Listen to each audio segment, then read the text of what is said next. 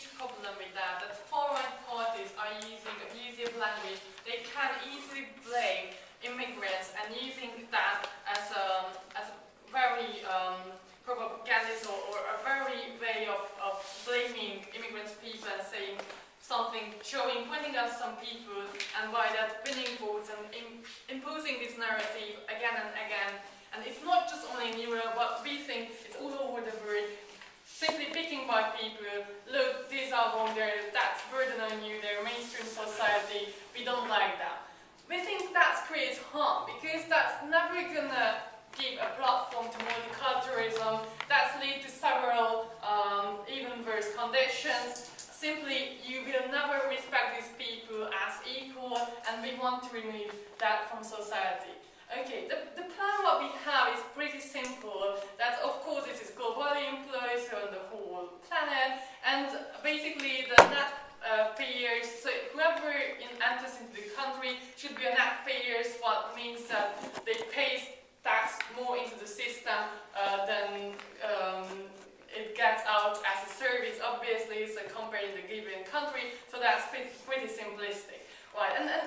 what we are talking about, again, when we're talking about the problem, for example, to be very, very specific, not yet,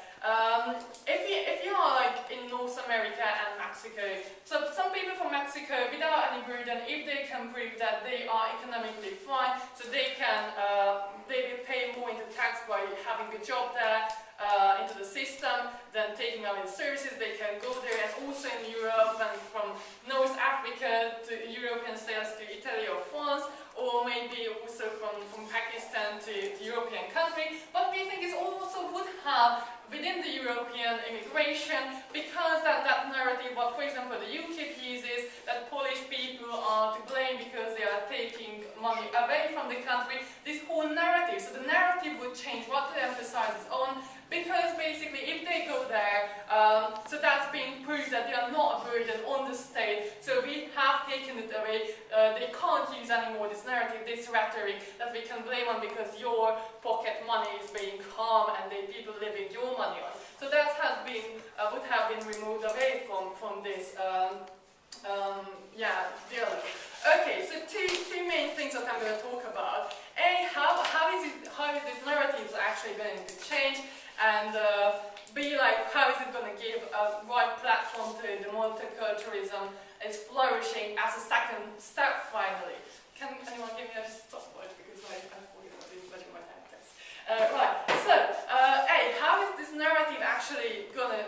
be changed? So right, narrative feeds the hate. That's what we have in problem with this sort of problem what we are facing now. And this narrative is the economic condition what we have now, right? So if we remove this thing, that if they can't blame, they can't use the economic thingy saying they are using your money, so they are horrible, you should hate them. If that's moving away, because that's proven that they are fine, they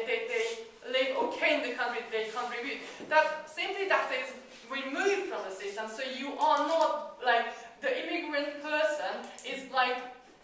for a given fact, basically contributes equally to your country, so never be viewed less from the mainstream society, and by that also, or at the same time also from the far-right politicians, that will be changed, and we think that's a good thing. So like, what's the impact? Is that simply more acceptable from all part of and all actors from the society, and that's what we need what we're going to achieve if we remove this burden, yes. So the point with these far-right parties is that they use misinformation and fear-mongering anyway. You already have all of these immigrants in the UK that anyway contribute, because they are not going to change, they're not going to change their rhetoric, they're just going to increase, especially since their rhetoric is based on mass immigration, which are going to allow.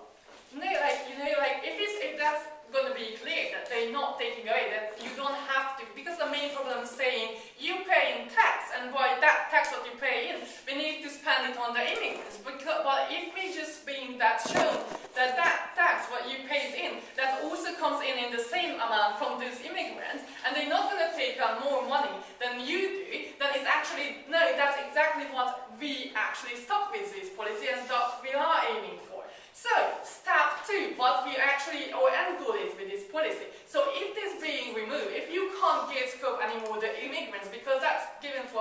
that they are not an economic burden, it's not living off by your money, so they are completely contributing to the same country where you live and make it a better place, then you create a field where like all the values, which all the cultures can be treated equally. Because right now, what we see, why we have, I know a few years ago, Angela Merkel saying multiculturalism fair and all these politicians, because there is some people in mainstream society don't like immigrants because of mentioned problems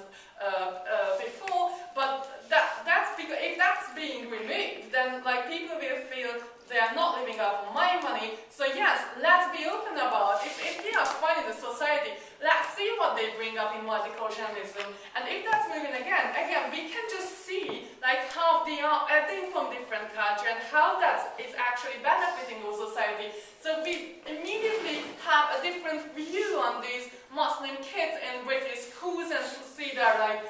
I don't know, so if we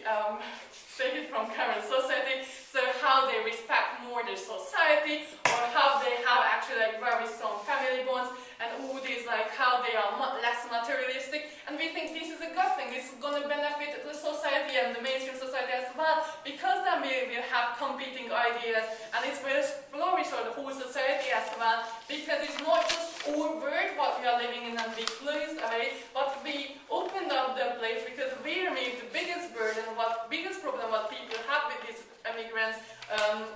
regarding the narrative. So that's being removed. We basically again have competing ideas in the society and we can recognize its value in it. And by that, the member of this society will be an equal people and be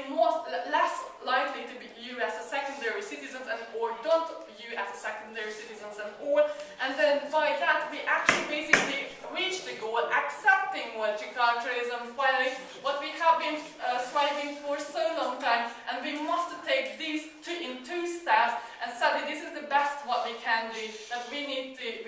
we have to implement this policy in order to make place multiculturalism